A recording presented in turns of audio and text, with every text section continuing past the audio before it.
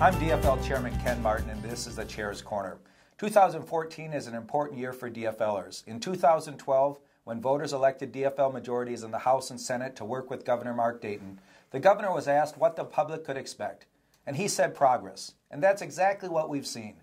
From turning a budget deficit into a budget surplus, to an historic investment in education, to a raise for our state's lowest paid workers, Governor Dayton has worked tirelessly to build a better Minnesota.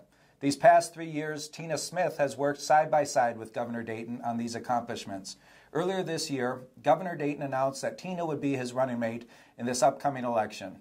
I am pleased to welcome with us today my friend Tina Smith.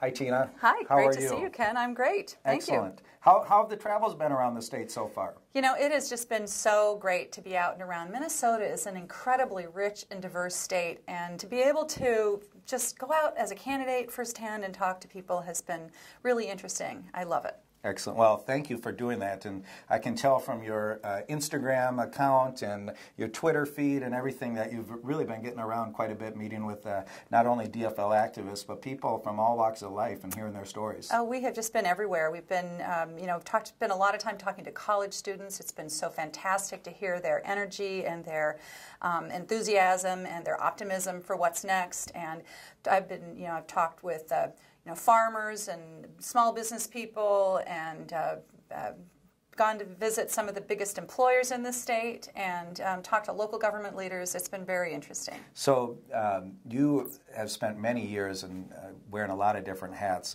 but you've been sort of like me, behind the scenes a lot, rolling up your sleeves and doing a lot of the heavy lifting. What's it been like sort of being in the limelight and the spotlight a little bit? Well, I don't know. It's been fun.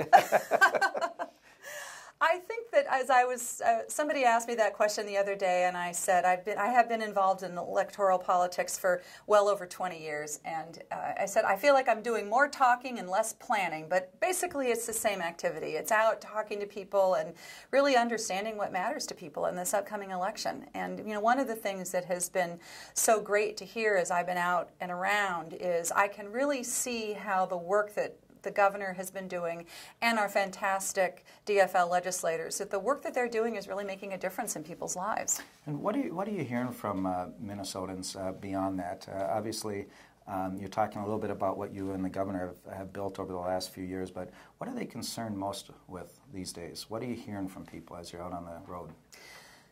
The one thing that is really clear is that people know that we've made progress these last 3.5 years. I hear a lot about the important investments that we've made in education, whether it's early childhood education, all-day kindergarten, a tuition freeze for college students going to MNsure and the University of Minnesota. People really are noticing that already, and that makes a big difference.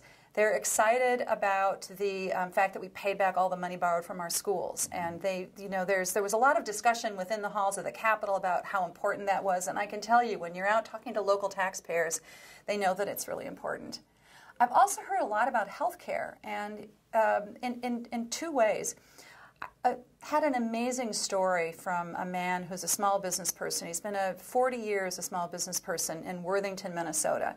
And at a coffee shop where we were talking with people, he raised his hand and he said, "I want to talk about MNsure." And I'll admit, I was a little worried. What was he going to say? Right. He said, "I want you to tell the governor thank you, because I've been a small business person for 40 years, and thanks to the work that he's done and MNsure, I'm paying hundreds of dollars less a month for my premiums.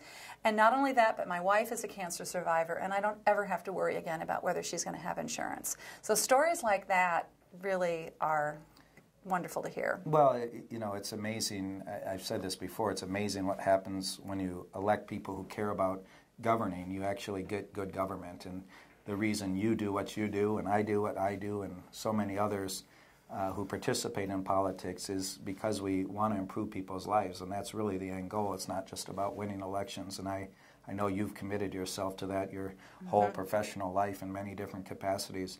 What do you look forward to the most in coming months about the campaign trail and the campaign with Governor Dayton? What do you look most forward to?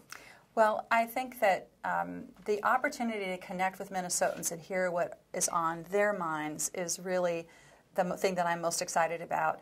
The second of all, I would say, really talking to people about how we think we can continue to make progress going forward is I'm really looking forward to. A lot of people are talking about how important it is that we focus on transportation if we work hard enough and we have the wherewithal to win the election, and the importance of focusing on transportation. The other thing is just there's still so much work to do around education and jobs and helping middle-class Minnesotans really feel like they're getting ahead, and working on those issues is what's near and dear to my heart, and I know the governor's as well. You know, if you and Governor Dayton are reelected, which we all hope you will be, what can Minnesota expect from a Dayton-Smith term? Well, it's interesting. As I've been talking to people, I have been referring more and more to a quote from Paul Wellstone that Mark often quotes as well. And as you know, Paul always said, we all do better when we all do better. I could be talking to a group of 15 people or a group of 150 people. And what is remarkable is when I bring that quote up, the audience will say it with me. We all do better when we all do better. I think it's a sign that Minnesotans are really, they believe in that value, and they are looking for leadership that puts that value into action. And I'm excited to be able to help be a part of that. What, when the governor asked you to run with him, what was your first thought? And, you know, I know there's probably a million other things you could do with your life. Why did you decide at this time in your life, with all that you've accomplished, that this was going to be the next point in your journey? Well, when the governor asks you to do something, it's pretty hard to say no. I'm sure. You've had that experience, haven't you? Absolutely. But I don't want anyone to think that he had to twist my arm. Right. I'm kind of an old-fashioned girl, and I think the opportunity to serve and to serve this state that I love in a new way is just really exciting. And once I thought about it, it was easy to say yes. Well, there's so many facets of Tina Smith. What's one thing that our viewers and others might not know about you that might surprise folks, or an interesting tidbit? Well, I've been telling people that I moved to Minnesota 30 years ago, had never been to Minnesota before. I moved here right out of school with my brand new husband, Archie, and we had jobs, and we had about $50,000 in school debt, which was a lot of money. Yeah, right. Even in 1984, it's a lot of money today. I think just sort of telling people the story of how I fell in love with Minnesota and found my life here has been really great. Yeah, excellent. Well, I want to thank you for joining us today and wish you the best of luck on the campaign trail. We're coming to the final few days of the legislative session here, and of course then it will be a full sprint on to the November election. But we're so happy that you're part of the team, and we look forward to working with you in the next 5 months. Thanks a lot. Thank you. Thank you. I want to thank Tina again for joining me today to talk about her travels and what she's hearing from Minnesotans, and of course, when they're elected, the great things to come for Minnesota under Governor Dayton and her leadership as our next Lieutenant Governor. As always, I appreciate your support of the DFL party. And if you're interested in volunteering at a local or statewide level, please visit www.dfl.org. Working together with our DFL leaders, we will all build a better Minnesota. Thank you.